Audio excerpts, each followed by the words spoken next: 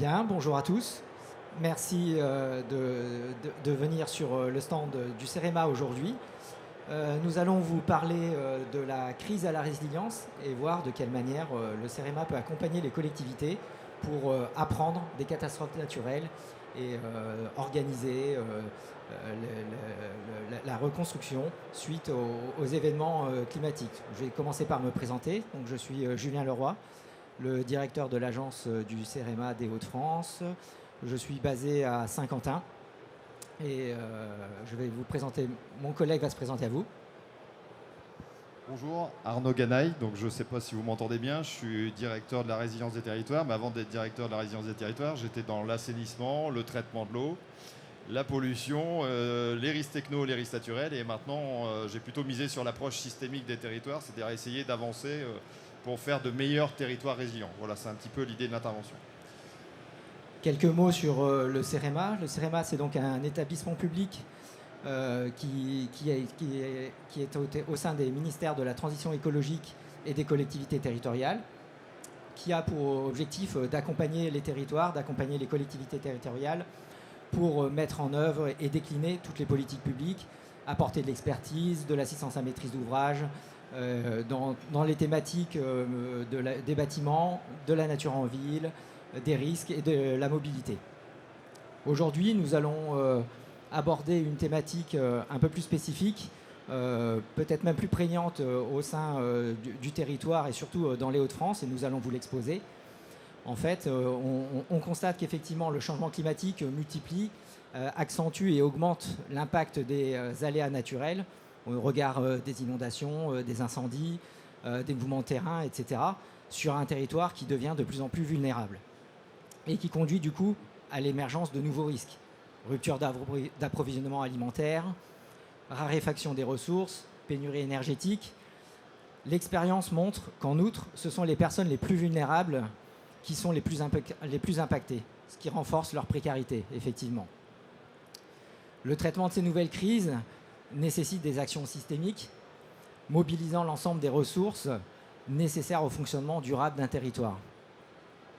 Les services et acteurs sociaux, environnementaux, de l'aménagement sont autant de leviers indispensables à la résilience du territoire qui peuvent être plus étroitement connectés à ceux de la gestion de crise.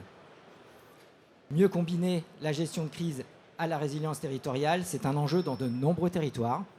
S'interroger sur les événements passés et à venir, sur les interactions en chaîne à la suite de crises, sur les besoins du territoire ou encore sur les actions à mettre en œuvre pour réduire les impacts au maximum et amplifier les co-bénéfices pour toutes et tous. Aujourd'hui, nous allons, au travers de notre exemple, de la manière dont on accompagne le territoire, vous montrer de quelle manière on peut effectivement aider les territoires. Merci Julien. Je remercie aussi le Savon des Mers parce qu'on a accueilli avec du rhum, donc j'ai pris un risque, j'ai commencé à en boire. Je vous le dis, je vais peut-être dire des conneries. Alors, plus particulièrement, j'ai été mobilisé sur une mission d'accompagnement de la préfecture du Pas-de-Calais, puisque malheureusement, les inondations de 2023-2024, pour vous donner une idée, quand ça arrive dans le nord de la France, comme c'est plat, l'eau monte progressivement, mais c'est pas quasiment partout. Donc on a eu un petit souci. Donc ma mission, c'était en tant qu'expert sur les risques naturels, d'accompagner la préfecture. Je peux remercier aussi la préfecture parce qu'on a eu un peu carte blanche pour organiser une démarche, comment arriver à un plan de résilience. Il faut savoir quand même que le Nord-Pas-de-Calais, voilà, il y a toujours un peu d'eau quand même. Mais ce qui s'est passé en 2023-2024, c'est des événements très exceptionnels avec des fois, une semaine après, un événement encore plus fort que la semaine d'avant. C'est-à-dire que les gens ont enchaîné les événements derrière les autres avec un taux d'humidité des sols à 100%. Donc aucune capacité des sols pour infiltrer. Pour donner une idée, alors c'était pas du rhum, c'était malheureusement que de l'eau, mais il est tombé 440 millions de mètres cubes d'eau. En sachant que les capacités de rétention du Pas-de-Calais, c'était 700 000 mètres cubes. Donc 440 millions de mètres cubes, et pour des bassins de 700 000 mètres cubes, on est bien d'accord, ça a débordé. Alors ce sujet-là, il est forcément un peu sensible puisque beaucoup de gens ont été touchés, à peu près 500 000 personnes pour presque 500 communes, aussi dans la Somme et dans le Nord, et un vrai traumatisme. Alors le CEREMA, malheureusement, nous, on n'a pas toutes les solutions techniques, donc il faut aussi commencer à passer par des actions connaissance du territoire, de connaissance aussi des réactions et aussi des événements, notamment de mieux travailler par rapport à la TRAC, qui est la trajectoire de référence que Météo France nous recommande. Une trajectoire qui est à plus 4 degrés, puisque Christophe Béchu nous avait parlé de cette trajectoire pour la France. Alors, comment on organise finalement tout ça? On a eu une petite équipe qui s'est créée, une équipe résilience auprès du préfet, avec Céline Pelletier donc de la DITP, que je tiens à saluer, qui n'est pas là aujourd'hui, mais qui est de la direction interministérielle de la transformation publique. Pourquoi la DITP? Parce que Céline, son mari, était préfet au moment de la Roya, au moment des Trois-Vallées. Donc elle a eu aussi le traumatisme, elle a suivi en direct avec son mari l'impact que ça a eu dans cette région-là. À part que dans cette région-là, c'était 27 communes, je crois, pour 11 000 habitants, alors que dans le Pas-de-Calais, comme je vous l'ai dit, c'est près de 500 communes pour 500 000 habitants. Donc on n'est pas du tout dans la même approche. Une petite précision sur le préfet qui a été nommé spécialement pour cette mission. Alors, juste, je vais le nommer, pour me faire discuter, mais je travaille très bien avec Thierry Laurent, qui est l'administrateur, qui est délégué à la gestion des conséquences des inondations, puisque maintenant, il faut savoir que l'État nomme un préfet délégué à chaque fois qu'il y a une grosse catastrophe pour justement mieux accompagner les territoires. C'est quelque chose qui est intéressant parce que dans toutes les actions, pour que ça soit porté, il faut qu'il y ait un pilote. Alors le pilote, il n'est pas forcément technique, là c'est un pilote quand même de l'État, régalien, mais l'idée c'était bien d'arriver à une démarche de concertation déjà avec les acteurs. Alors qu'est-ce que ça sous-entend une concertation?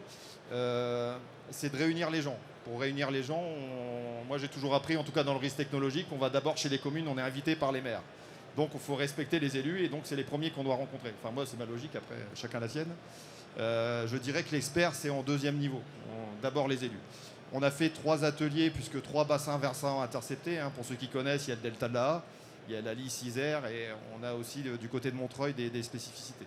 Donc réunir à chaque fois une quarantaine d'élus qui ont été volontaires pour venir parler de leur vécu, de leurs difficultés, des fois de leur désarroi par rapport à des événements qu'ils ne pouvaient pas expliquer. On était à plus d'une crue centenale pour vous donner une idée, donc ça veut dire qu'on était bien dans le rouge. Alors ces ateliers ils sont un peu compliqués parce qu'au départ l'État voulait être très descendant. Moi je vais être très transparent aujourd'hui, je m'en fous. L'État au début voulait être très descendant, on donne de l'information, on explique, ça fait un peu scolaire. Nous, on a dit, on va d'accord donner de l'information, mais on va aussi des temps d'échange, quitte à ce qu'il y ait des temps de difficulté, c'est-à-dire de se rendre compte qu'on n'a peut-être pas été bon collectivement. Donc, on a associé une démarche de spécialistes. On a fait venir la Météo France pour expliquer la TRAC. On a fait venir VNF, parce que dans le Pas-de-Calais, on a une spécificité, c'est qu'on a beaucoup de cours d'eau canalisés, donc on a des spécificités de gestion hydraulique. On a fait venir l'agence de l'eau pour expliquer aussi les investissements, etc., etc. Plusieurs services de DDT et puis aussi des RAL. Donc tout ce petit monde, c'est finalement une équipe qui est là au service des territoires. Alors ça a été suivi par un comité ministériel puisque la ministre Agnès Pannier-Runacher a voulu suivre de près son territoire puisqu'elle est du Pas-de-Calais. Donc on avait régulièrement des choses qui étaient remontées pour faire l'état des choses. Je ne vous cache pas que pendant la crise, c'est surtout les travaux d'urgence, c'est-à-dire qu'on va absolument réagir. Après, on est sur des travaux structurants, c'est-à-dire essayer de curer un peu plus les cours d'eau, faire de l'élagage, travailler sur les réparations des ponts et des choses. Mais on se doute bien que le relèvement ne passe pas par que, voilà, on a enlevé de la boue, des arbres, maintenant on recommence comme aujourd'hui. Et il faut créer une dynamique de comment on vit ça demain si ça revient. Est-ce qu'on anticipe ça? Parce que malheureusement, comme tu le disais, les catastrophes, elles sont là, et peu importe si elles reviennent dans 50 ans, si elles reviennent dans 5 jours, il faut avoir avancé. Donc c'est vraiment l'idée. L'importance de ces ateliers, c'est également aussi de capitaliser, obtenir des retours d'expérience sur ces crises pour en tirer les enseignements, effectivement, sur le long temps, et passer l'aménagement en conséquence. C'est vraiment l'objet de ces ateliers, c'est recueillir auprès de l'ensemble des interlocuteurs du territoire, ceux qui ont subi les inondations, ceux qui ont subi les aléas, ceux qui ont mené des actions de reconstruction, de pouvoir vraiment capitaliser l'ensemble de ces informations. Alors, le Pas-de-Calais, vous ne le savez peut-être pas, c'est 70% c'est l'agriculture. Autant vous dire que l'agriculture, c'est le monde de l'agricole, c'est l'interlocuteur fort. Alors 2 petites images pour vous dire qu'on a beaucoup fait de rebondements, on a beaucoup travaillé sur les sols et sur les pratiques culturales. Le problème, c'est qu'on a fait des erreurs.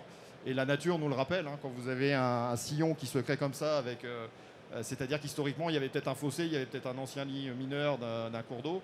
Et on a fait malheureusement des erreurs, tout le monde le sait, hein, on ne va pas se mentir, ce qui d'ailleurs chez nous génère du ruissellement, donc de la boue et voire même des fois un danger réel, puisque c'est pas cartographié dans un PPRI par exemple. Donc on a cette situation-là. Et puis après on a les haies. Alors là vous avez des haies par exemple, elles servent à rien.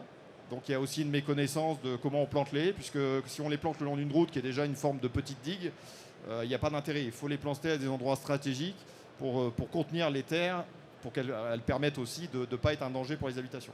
On a eu d'ailleurs à côté de Soissons un mort il n'y a pas longtemps dans une lignée de descente de terres agricoles. Un ruissellement, il y a eu un mètre de boue je crois dans la maison et la personne est décédée. Donc on a un vrai sujet par rapport à ça, ce qui veut dire que les acteurs agricoles, moi je suis toujours surpris, c'est les mieux avertis sur le changement climatique. Enfin, n'ayez aucun doute là-dessus, c'est des ateliers où moi j'ai vu des gens au même niveau que Météo France parce qu'ils savaient très bien ce qui allait se passer. Donc ils s'inquiètent pour leur avenir, hein, accessoirement. Et on a une particularité, c'est que dans le Nord, on met maintenant beaucoup de pommes de terre. Donc on a des fines, hein, et les fines, ça génère aussi quand il fait quand il pleut beaucoup, ça génère une imperméabilisation des sols. Donc on a un sujet aussi de comment on va culturer les quais, enfin changer les pratiques culturales, ou en tout cas les mixer. Ça débouche aussi par aller jusqu'à l'habitant, hein. Ça a été un sujet de débat avec la préfecture. Est-ce qu'on va jusqu'aux citoyens ? Parce que culturellement, on dit qu'à l'État français, c'est beaucoup le maire est responsable déjà de tout. Et après, il y a un peu le préfet qui se fait allumer, mais les habitants, on ne pense jamais à les associer. Donc on les a associés avec les collectifs. Il faut savoir que dans le Nord-Pas-de-Calais, il y a eu à peu près 20 collectifs qui se sont créés suite aux inondations. Alors avec des gens assez brillants, hein, qui se sont intéressés à l'hydraulique, qui se sont intéressés à plein de choses, et donc qui ont apporté aussi leurs connaissances et leurs confrontations. Moi, je me souviens d'un atelier où on a commencé à expliquer les choses, et en gros, on nous a dit arrêtez de nous prendre pour des enfants, on sait très bien. Donc, les 2 heures d'atelier qu'on avait prévues sont zappées, on va tout de suite au débat, et on est arrêté au débat. Qu'est-ce qu'il en ressort finalement de se dire qu'il faut avancer. Et ça, c'est important parce que tant qu'on ne sait pas qu'il faut réagir à ce qui s'est passé et voir quelles solutions on apporte, ça, c'est la deuxième partie de mon intervention. Il y a une consultation en ligne qui n'a pas marché des masses. On a essayé de passer des choses aussi dans la presse. C'est très difficile quand même, on ne va pas se l'avouer, de mobiliser les habitants. On a souvent des gens de membres de collectifs. Ils sont aussi intéressants parce qu'ils se sont, eux, acculturés aux choses. Donc, voilà, il ne faut pas être trop déçu des fois d'avoir trop de monde, parce que ceux qui sont là sont peut-être déjà très importants. Donc, voilà. Et puis, il y a toujours une crainte de la part des riverains et des habitants, c'est de recommencer à évoquer la situation de crise sans pour autant qu'il y ait vraiment une construction concrète d'un rétablissement à l'issue. Alors, quand vous avez sur le terrain, malheureusement, il y a des choses un peu compliquées. Vous avez la rue Salengro à Blandec qui est connue, hein, dont la plupart des maisons sont rachetées puisqu'elles sont dans une zone très dangereuse. Donc c'est à peu près une centaine de maisons dans le Pas-de-Calais qui ont été rachetées par l'État. Donc ça prouve quand même l'importance du truc. Et des fois, ça amène aussi des publications. Il ne faut pas non plus déprimer. On a eu quand même beaucoup d'eau dans le Pas-de-Calais. C'était pas vraiment arrivé depuis un moment. Donc il faut aussi comprendre que les chocs, il faut s'y préparer. Et peu importe si c'est changement climatique, moi, à la rigueur, peu importe. Il peut avoir, sans changement climatique, des pluies très fortes. Donc l'idée, c'est comment on se prépare des fois à ce qu'il y ait trop d'eau. Voilà, c'est ça qui compte aussi. La suite, du coup. Alors, une fois qu'on a concerté, on a fait donc un document de synthèse de tout ce qui s'est dit. Il y a eu beaucoup de choses intéressantes. 4 grands sujets sont ressortis. On ne peut pas travailler sur tout, mais on va dire les grands sujets, c'est la culture du risque. On se rend compte qu'elle n'est pas assez forte et pas diffusée auprès des populations. Alors pour plein de sujets, hein, il y a des gens qui ont d'autres problèmes dans la vie, je comprends très bien. Il y a des gens qui ne s'intéressent pas du tout. Il y a des gens qui n'habitent pas en zone inondable mais qui pensent qu'ils ne sont pas responsables. Mais s'ils sont en amont, rien que le fait d'imperméabiliser un terrain en amont peut générer un désordre en aval. Donc on peut très bien ne pas avoir été impacté mais être concerné.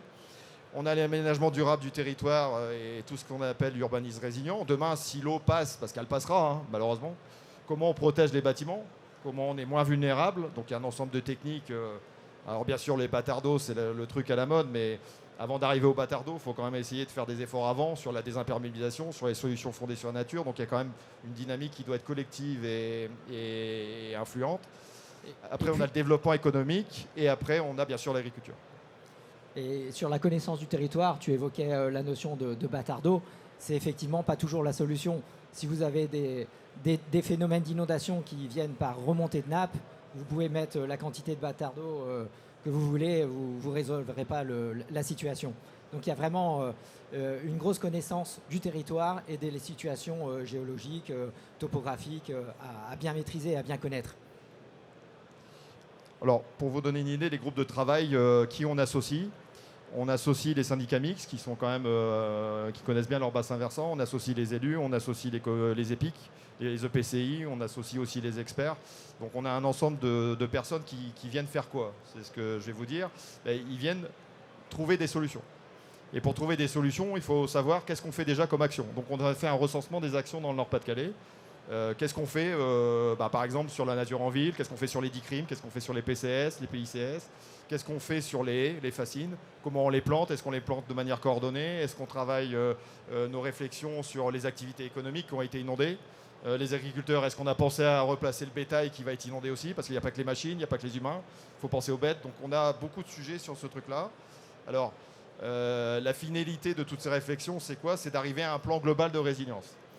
Alors, dans toutes les actions, il y a près de 300 fiches actions qui ont été remontées par tous les partenaires. 300 fiches actions, c'est énorme. C'est-à-dire que beaucoup de gens ont des choses à dire sur la culture du riz, organiser des balades le long des cours d'eau pour faire un peu de pédagogie.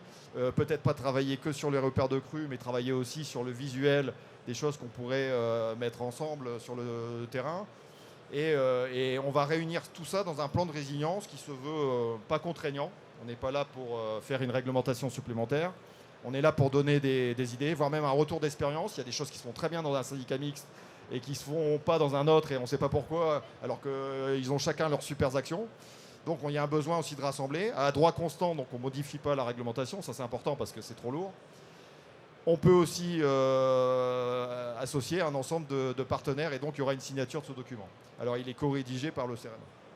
Et concrètement, donc, que vont apporter ces fiches pour le territoire? Est-ce qu'elles vont se focaliser sur le Pas-de-Calais ou est-ce qu'elles vont avoir vocation à apporter des aides et du soutien à l'échelle nationale? Alors, le document va être rendu public, donc je vous engagerai à le consulter début 2026.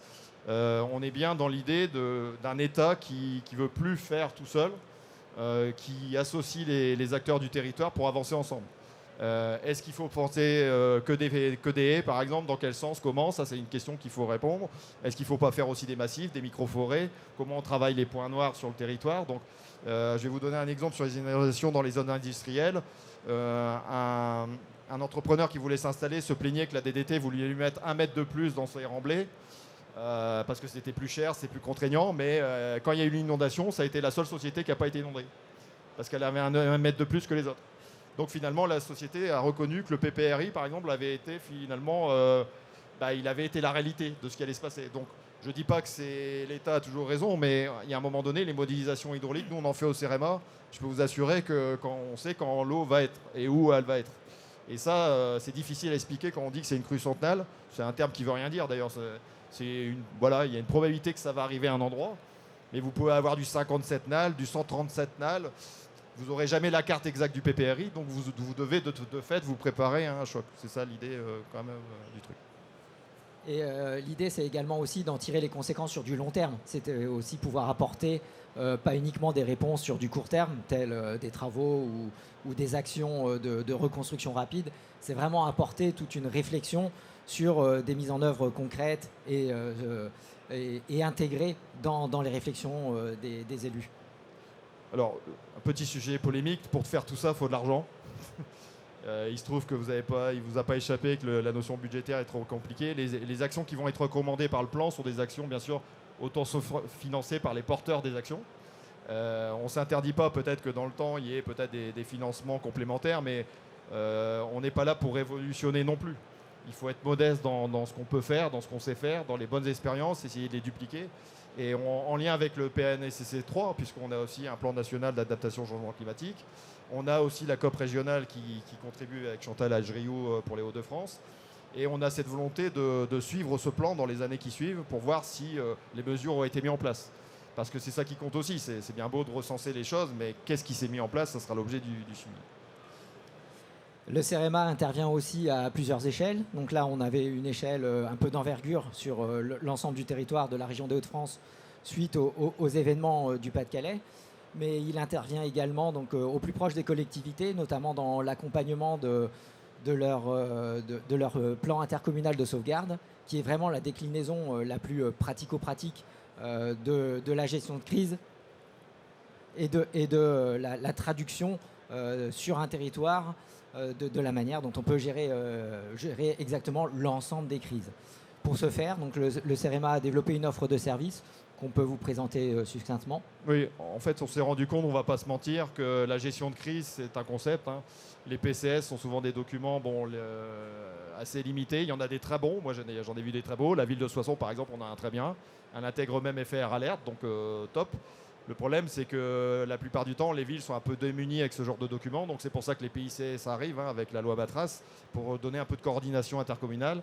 Et on se rend compte qu'il y a un besoin d'être plus réactif, d'être un peu mieux associé et de ne pas miser que sur les gens. Parce que des fois, moi, j'entends des communes, c'est tout sur le maire.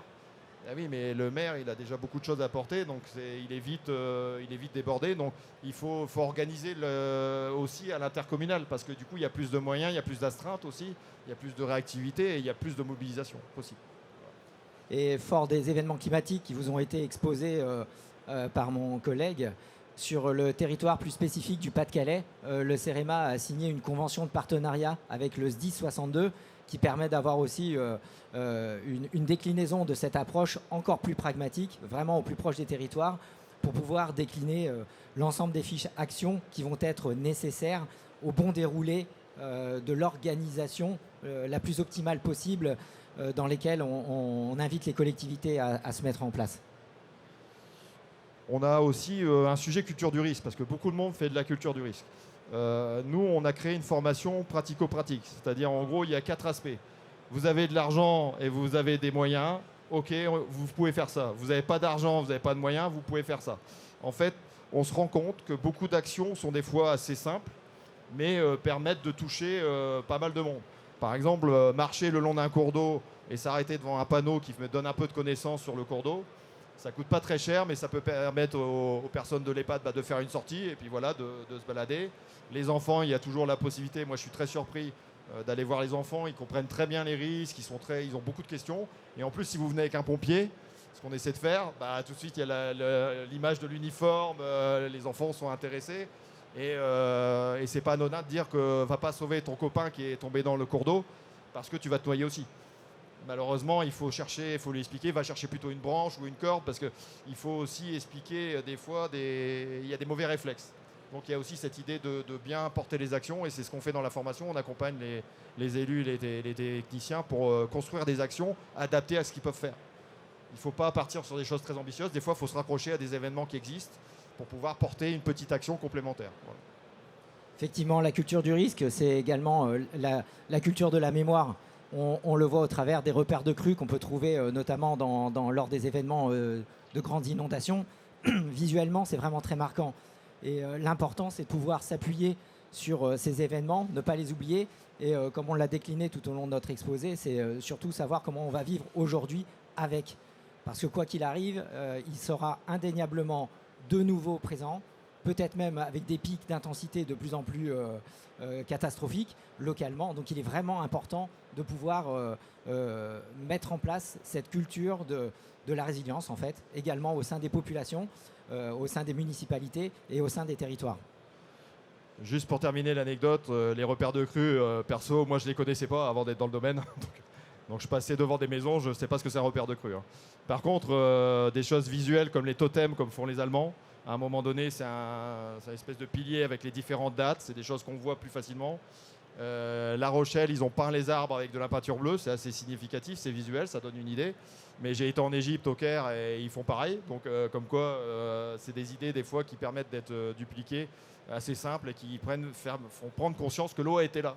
J'ai vu aussi un banc au Danemark, le long d'un cours d'eau, un banc qui est à 3 mètres de hauteur. Il faut monter pour s'asseoir dessus, parce que c'est là où était l'eau. Donc les gens comprennent à bord de berge, ah oui, l'eau était là.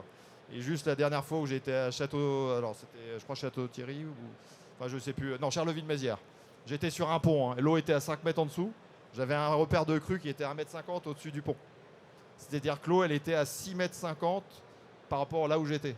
J'ai halluciné parce que je ne pouvais pas, même moi, pas imaginer que l'eau pouvait être là. Donc on aura ça. Maintenant, comment on s'y prépare, c'est l'enjeu des territoires résilients. Merci. Voilà ce qu'on voulait vous exposer pour aujourd'hui. On vous remercie de votre attention.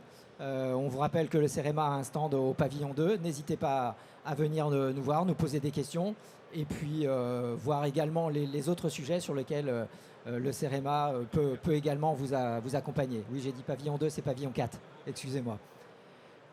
Je vous souhaite une bonne journée à tous et à votre santé.